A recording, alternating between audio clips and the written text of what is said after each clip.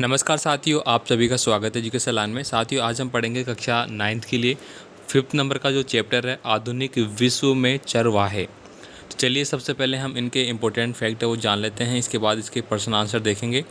तो यहाँ पे दोस्तों क्या है, घुमंतू चरवाहा समुदाय वे लोग जो अपने मवेशियों के लिए चारे की तलाश में एक जगह से दूसरी जगह जाते हैं। दोस्तों, आप चैप्टर में जब स्टार्टिंग में पहले ही पढ़ेंगे तो यहाँ पे आपको सबसे पहले घुमंतू जो जाति है उनके बारे में बताया जा रहा है कि ये एक जगह टिकते नहीं हैं और घूम घूम के अपना जीवन व्यतीत करते हैं। अपने जो मवेशियाँ हैं, अपने जो जानवर ये रखते हैं, भेड़ वगैरह, उनको ये घुमाते रहते हैं और उनको पालने के लिए वहाँ जहाँ ये जाते हैं वहीं पर ही इनको रहना पड़ता है। उसके बाद देखिए नेक्स्ट पॉइंट है आपका भाबर। भाबर क्या है, गढ़वाल और कुमाऊं के इलाके में पहाड़ियों के निचले हिस्से के आसपास पाए जाने वाले सूखे जंगल का इलाका है। साथियों, जब हमने ज्योग्राफी का चैप्टर पढ़ा था तब मैंने आपको बताया था भाबर वगैरह क्या होता है। आपने पढ़ा होगा कुमाऊं क्षेत्र का, जो हिमालय के निचले भागों में पाया जाता है। तो यहाँ पे दोस्तों अगर मैं बात करूँ इस प्रकार से, मान लो कि ये आपका हिमालय पर्वत इस प्रकार से है ना। आप अब यहाँ पे ये निचला धरातल आ गया, तो यहाँ पे जो ये स्थान है, यहाँ से नदियाँ बह के आ रही है मान लीजिए, तो ये जो स्थान है सबसे पहला वाला, इसी को भाबर बोला जाता है।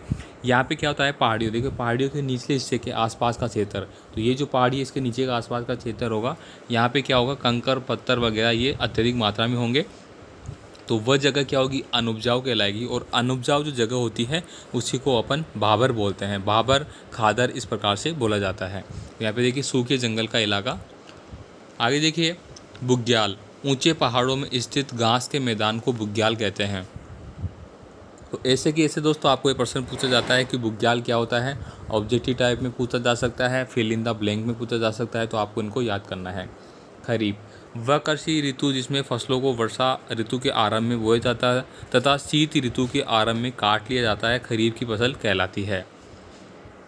अब खरीफ की फसल में क्या आते हैं, तो दोस्तों वर्तमान में आप देखेंगे कि वर्षा ऋतु चल रही है, तो फिलहाल दोस्तों जो भी बोया जाता है वो खरीफ की फसल में आता है। अब खरीफ की फसल में अत्यधिक है वो क्या आते हैं, दालें आती है। दालें मतलब दाल प्रकार की जो फसल होती है वो किस में आती है, आपकी खरीफ की फसल में आती है। नेक्स्ट देखिए रबी की फसल, वह कृषि ऋतु जिसमें फसलों को शीत ऋतु के आरंभ में बोया जाता है और ग्रीष्म ऋतु में काट लिया जाता है। मतलब अक्टूबर और नवंबर के आसपास बोया जाता है और मार्च अप्रैल में काट लिया जाता है। जैसे जो ठीक है, अब जो चना, गेहूँ, ये जो है वो आपके खरीफ की फसलें हैं। दालों में आपका अरहर, मूंग, मोठ वगैरह ये आपकी खरीफ की फसलें आती है। घुमंतू चरवाहे विश्व के प्रत्येक हिस्से में पाए जाते हैं।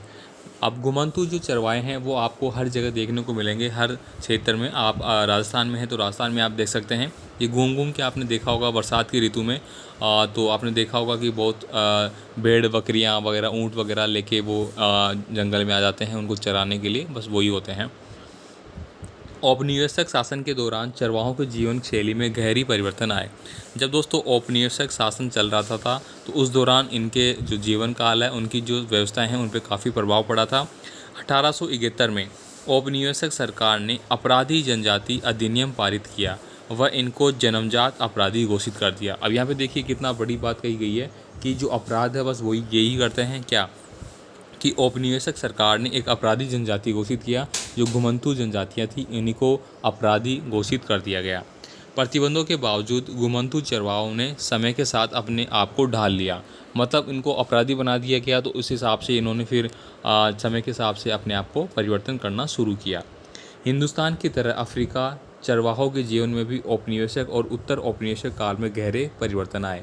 मतलब हिंदुस्तान में ही नहीं, अफ्रीका के जो चरवाहे थे उनके भी काफ़ी परिवर्तन देखने को मिली। आज भी अफ्रीका में तकरीबन 2.25 करोड़ लोग रोजी रोटी हेतु किसी न किसी तरह की चरवाही गतिविधियों पर निर्भर है। मतलब दोस्तों वे लोग जो अपनी रोजी रोटी के लिए, अपने पेट भरने के लिए चरवाहों का कार्य करते हैं, ठीक है, उनको हम बोलते हैं। तो ऐसे लोग, काफ़ी लोग वहाँ पे देखने को मिलते हैं। अधिकतर चरवाहे गाय, बैल, ऊँट, बकरी, भेड़ व गधे पालते हैं और मांस, दूध, पशु की खाल व ऊन है वो बेचते हैं। कुछ चरवाहे के अलावा खेती भी करते हैं। तो यहाँ पे देखिए अभी अभी हमने बात की कि अधिकतर जो चरवाहे हैं आपने देखे होंगे, जो कि गाय, बैल, ऊँट, बकरी, ठीक है, भेड़, ये प्रकार के गधे, ये प्रकार के पशु हैं, उनको पालते हैं। साथ ही इनके दूध, उनके जो खाल है या फिर उनके मांस वगैरह, ठीक है, ऊन वगैरह ये बेचने का कार्य करते हैं, साथ ही कुछ खेती भी करते हैं। औपनिवेशिक शासन से पूर्व मशाइयों के पास जितनी ज़मीन थी उसका तकरीबन 60% हिस्सा उनसे छीन लिया गया। कई चारागाहों को शिकारगाह बना दिया गया। कीनिया में मासाई मारा व सांबुरू नेशनल पार्क और तंजानिया में सेरेंगेटी पार्क इसी प्रकार में अस्तित्व हुए। तंजानिया दोस्तों कहाँ पे? साउथ अफ्रीका का सबसे बड़ा देश है। तो दोस्तों बदलते हालात के कारण मासाई मक्का, चावल, आलू, गोभी जैसे उन खाद्य पदार्थों पर आश्रित होते जा रहे हैं जो उनके क्षेत्र में पैदा नहीं होते हैं। मसाइयों का यह मानना है कि फसल उगाने के लिए ज़मीन पर हल चलाना प्रकृति के अनुकूल नहीं है। उसकी वजह से ज़मीन चरवाहे के लायक नहीं रहती है, ये इनका मानना है, क्योंकि अगर आप फसल उगा देते हो तो चरवाहों के लिए ज़मीन नहीं बचती है और वो उनके लिए सही नहीं है। औपनिवेशिक काल से पहले ही मसाई लैंड उत्तरी कीनिया से लेकर तंजानिया के घास के मैदानी स्टेपीज तक फैला हुआ था। अब आप देख सकते हैं स्टेपीज क्या है दोस्तों, एक घास के मैदान है। बस ये प्रश्न आपको पूछा जाएगा स्टेपीज क्या है, कहाँ के घास के मैदान है, तो ये कहाँ है? आपके अफ्रीका देशों में पाई जाती है। 1885 में कीनिया और तांजानिया के बीच में सीमा खींचकर मसाई लैंड के 2 समान टुकड़ों में परिवर्तित कर दिया गया। मतलब ये जो विभाजन है वो वहाँ पे देखने को मिला। 1919 में तांगनिका ब्रिटेन के कब्ज़े में आ गया। 1961 में उसे आज़ादी मिली और 1964 में जंजीबार के मिलने के बाद उसे तंजानिया का नाम दे दिया गया। चरवाहों को गोरों के क्षेत्र में पड़ने वाले बाज़ारों में दाखिल होने से भी रोक दिया गया। मतलब अंग्रेज है वो उनकी गतिविधियों को वहाँ पे रोका, उनको वहाँ पे नहीं आने दिया गया। औपनिवेशिक सरकार द्वारा चरवाहों द्वारा पर लगी पाबंदी के कारण उनके जानवरों की संख्या बहुत ही कम हो गई। क्योंकि उन पर पाबंदियाँ लगा दी गई तो उनकी संख्याएँ कम होती गई, क्योंकि पाबंदियाँ लगाई गई तो उनको चरवाने के लिए जगह नहीं मिल पाई। ऐसे में कई बार उनको पशुओं को काट के खाना भी पड़ा, क्योंकि उनके पास खाने की समस्याएं भी आ गई, व्यापार नहीं कर पा रहे थे, काफ़ी सारी समस्याएं थे जिनके कारण की जो जानवर थे, उनके जो मवेशी थे, उनकी संख्याएं भी घटने लगी। उपनिवेशक बनने से पूर्व मसाई समाज 2 सामाजिक वर्गों में बटा हुआ था, वरिष्ठ जन एडल्ट और योद्धा वॉरियर्स के नाम से। तो ये कुछ इंपॉर्टेंट फैक्ट थे हमने पढ़े किसके बारे में, जो आपके विश्व में जो चरवाहे हैं उनके बारे में। यहाँ पे कुछ शब्दावली दी गई है। भारत के घुमंतू चरवाहे, अब यहाँ पे देखिए कहाँ कहाँ पे पाए जाते हैं, तो आप देखेंगे गुज्जर बकरवाल जम्मू और कश्मीर में पाए जाते हैं, गद्दी ही हिमाचल प्रदेश में, बोटिया उत्तराखंड में, रायका राजस्थान में, रायका मतलब रेबारी जो जनजाति है, बंजारा राजस्थान में पाए जाते हैं, बंजारे, मलदारी गुजरात में, कुरुमा कुरुबा गोलका कर्नाटक और आंध्र प्रदेश में, तेलंगाना में, धंगर महाराष्ट्र में, मोनपा अरुणाचल प्रदेश में। ये इस प्रकार की जो जनजातियाँ हैं अफ्रीका के घुमंतू चरवाहे हैं वो वहाँ पे बताए गए हैं। अभी हमने पढ़ा भी है, मसाइया कीनिया, तंजानिया, बेदुइस उत्तरी अफ्रीका, बर्बेरस उत्तरी पश्चिमी अफ्रीका, तुरगांडा उगांडा, कोरान कीनिया, मूर्स मरिटिनिया, सोलानी सोमालिया, नामा दक्षिण अफ्रीका, बेजा मिस्र सूडान, जुल्लू दक्षिण अफ्रीका। ये जनजातियाँ हैं दोस्तों जो घुमंतू जनजातियाँ हैं।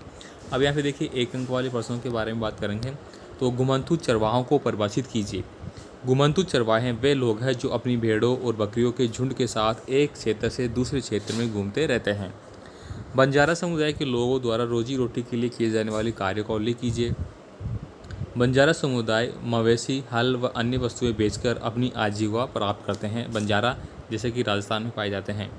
गद्दी समुदाय के लोगों द्वारा व्यापार किए जाने वाले कई 2 उत्पादों के नाम लिखना है। तो ऊन और दूध उत्पाद, मतलब ऊन का और दूध का उत्पादन इनके द्वारा किया जाता है, जो कि गद्दी समुदाय वाले लोग हैं। रायका समुदाय के लोग कहाँ रहते हैं? तो राजस्थान के बाड़मेर, जैसलमेर, जोधपुर और बीकानेर क्षेत्र में। दोस्तों जो पाकिस्तान से टच वाला इलाका है, इस प्रकार से अगर मैं भारत के नक्शे की बात करूँ ये वाला, तो ये वाला जो हिस्सा है यहाँ पे दोस्तों क्या कहते हैं आपके राजस्थान का, तो यहाँ पे आपका जैसलमेर आता है, ठीक है, यहाँ पे जोधपुर आ जाता है, यहाँ पे बीकानेर, बाड़मेर, ये वाला इलाका है यहाँ पे, है ना। गुज्जर बकरवाल किन 2 क्षेत्रों के मध्य घूमते रहते हैं? तो शिवालिक श्रेणी से कश्मीर तक। दोस्तों गुज्जर बकरवाल है वो जो शिवालिक की पहाड़ियाँ है, ठीक है, हमने यहाँ पे देखा इस प्रकार से, देखिए ये नक्शा है भारत का ना। तो यहाँ पे जो ये इलाका ऊपर वाला जो हिमालय का क्षेत्र है, ये वाला पश्चिम, ठीक है, गर्म जम्मू कश्मीर वगैरह, तो यहाँ पे जो क्षेत्र वहीं पे ये निवास करते हैं। भावर क्या है या भाबर? गढ़वाल और कुमाऊं के इलाके में पहाड़ियों के निचले हिस्से के आसपास पाए जाने वाले सूखे जंगल का इलाका भाबर कहलाता है। अभी हमने पढ़ा। ऊंचे पहाड़ों पर स्थित घास के मैदान को किस नाम से जाना जाता है? तो बुग्याल। ठीक है। रबी की फसल किस ऋतु में बोई जाती है? तो शीत ऋतु में। और खरीफ की किस में बोई जाती है? बरसात ऋतु में। वह कृषि जिसमें फसलों को वर्षा ऋतु के आरंभ में बोया जाता है और शीत ऋतु के आरंभ में काटा जाता है? तो खरीफ की फसल। पश्चिमी राजस्थान में किस जगह ऊंट मेला लगता है? तो पुष्कर में ऊंट मेला लगता है। औपनिवेशिक सरकार के घुमंतुओं को अपराधी जनजातियों के रूप में क्यों वर्गीकृत किया गया? औपनिवेशिक सरकार घुमंतु लोगों को संदेह की दृष्टि से देखती थी, क्योंकि उन पर नियंत्रण रख पाना कठिन था, इसलिए उनको क्या किया गया? अपराधी घोषित कर दिया गया। औपनिवेशिक सरकार द्वारा घुमंतु लोगों की आवाजाही पर प्रतिबंध लगाने हेतु 19वीं शताब्दी में पारित किन्हीं 2 अधिनियमों के नाम लिखिए। तो यहाँ पे देखिए, अपराधी जनजाति अधिनियम और वन अधिनियम यहाँ पे लगाए गए उन पे, जिससे कि उनको अपराध घोषित किया गया। और जो जंगल के क्षेत्र थे जहाँ पे मवेशियों को वो चराने जाते थे, उन पर पाबंदी लगाई गई। मासाही समुदाय के लोगों को श्वेत क्षेत्र के बाजारों में प्रवेश की अनुमति क्यों नहीं मिली? तो क्योंकि यूरोपीय औपनिवेशिक ताकत उन्हें बर्बर और ख़तरनाक मानती थी। ठीक है, इसलिए उनको प्रवेश नहीं दिया गया। इसके बाद देखिए, यहाँ पे थोड़े बड़े प्रकार के प्रश्न आ जाते हैं, इनको आप पढ़ेंगे। ठीक है, आप इनको देख लीजिए एक बार। कोंकणी क्षेत्र में घंगर समुदाय के लोगों के आगमन से वहाँ की कृषि भूमि को किस प्रकार का लाभ पहुँचा? आप यहाँ पे पढ़ेंगे इसको। इसके बाद देखिए, कीनिया एवं तंजानिया के चारागाहों में औपनिवेशिक सरकार द्वारा विकसित 2 शिकारगाहों के नाम आपको बताने हैं, जिससे कि मसाई पशुपालकों का जीवन कैसे प्रभावित हुआ, ये आपको लिखा हुआ है। वर्णन कीजिए कि कुरुमा एवं कुरुबा समुदाय के लोगों की आवाजाही किस प्रकार उनके पशु की ज़रूरत से प्रेरित थी। तो ये सारे प्रश्न दोस्तों आपको पढ़ लेने हैं। हमने इंपॉर्टेंट बातें पढ़ी, साथ ही मैं आपको प्रश्न बता रहा हूँ किस प्रकार से आपको देखना है, किस प्रकार से आपके पाठ्य पुस्तक के प्रश्न हैं और आपको एग्ज़ाम में क्या क्या पूछे जा सकते हैं। यहाँ पे ये इंपॉर्टेंट प्रश्न है, घुमंतु समुदाय अपने स्थान क्यों बदलते हैं? तो आप देख लीजिए क्यों बदलते हैं। वन कानूनों का चारागाहों के जीवन पर क्या प्रभाव पड़ा? इंपॉर्टेंट प्रश्न है। इसके बाद देखिए, अंग्रेज सरकार चारागाहों को कृषि की ज़मीन में क्यों बदल देना चाहते थे? तो ये इंपॉर्टेंट है। इसके बाद देखिए, पाठ्य पुस्तक के अभ्यास प्रश्न आगे, मैं इनको स्लाइड कर देता हूँ, आप इनको पढ़ लीजिए। वही बातें हैं जो अभी हमने ऊपर पढ़ी है, अभी जो ऊपर इंपॉर्टेंट प्रश्न देखे हैं उनमें शामिल है। तो आई होप दोस्तों आपको सारा जो पढ़ाया जा रहा है वो आपको समझ में आ रहा होगा, लेकिन आपकी जो प्रतिक्रियाएँ हैं वो बहुत कम देखने को मिल रही है। तो प्लीज़ आप अपनी प्रतिक्रियाएँ ज़रूर दें, आपको कैसा लग रहा है। ठीक है, कुछ बहुत कम स्टूडेंट है वो लाइक शेयर वगैरह करते हैं शायद।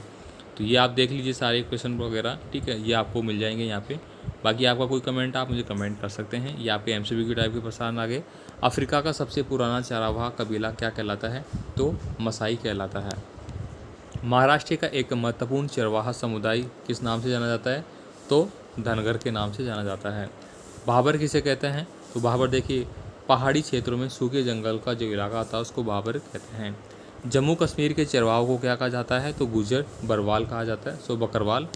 आगे देखिए, राजस्थान का एक महत्वपूर्ण चरवाहा समुदाय कौन सा है? तो राजस्थान का। तो यहाँ पे थोड़ा सा गलत हो गया, ये नहीं आएगा, यहाँ पे आएगा दोस्तों रायका। रायका राजस्थान का एक महत्वपूर्ण चरवाहा है। निम्नलिखित में से कौन अफ्रीका के चरवाह नहीं है? तो अफ्रीका के कौन नहीं है? धनगर नहीं है, क्योंकि ये महाराष्ट्र के हैं। भारत में चलवासी चरवाहे अपने साथ निम्न जानवर लेके घूमते हैं। तो भेड़ बकरियां वगैरह मोस्टली यही लेके घूमते हैं। हाथी थोड़ी घूमते हैं, शेर थोड़ी घूमते हैं, भेड़िया थोड़ी लेके घूमते हैं कोई यार। धार क्या होते हैं? तो दोस्तों मैदान में भाग, ऊंचे पर्वतों में चारागाह, सागरों में फसल, इनमें से कोई नहीं। तो ऊंचे पर्वतों में जो चारागाह है उनको अपन धार बोलते हैं। तो ये हो गए सारे प्रश्न। तो आई होप दोस्तों आपको पूरा चैप्टर है वो समझ में आ चुका होगा। जो चरवाहे हैं विश्व में, आधुनिक विश्व में जो चरवाहे हैं उनकी स्थिति के बारे में हमने पढ़ा, किस प्रकार से घुमंतु उनका जीवन है, किस प्रकार से वो पशु पक्षियों को इधर उधर लेके घूमते रहते हैं, आजीविकाओं का अर्जन करते हैं, उनको अपराधी घोषित किया गया। अफ्रीका में क्या दशाएँ हैं, किस प्रकार की जनजातियाँ रहती है। ठीक है, मिलेंगे फिर अगले चैप्टर के साथ अगले वीडियो में। धन्यवाद।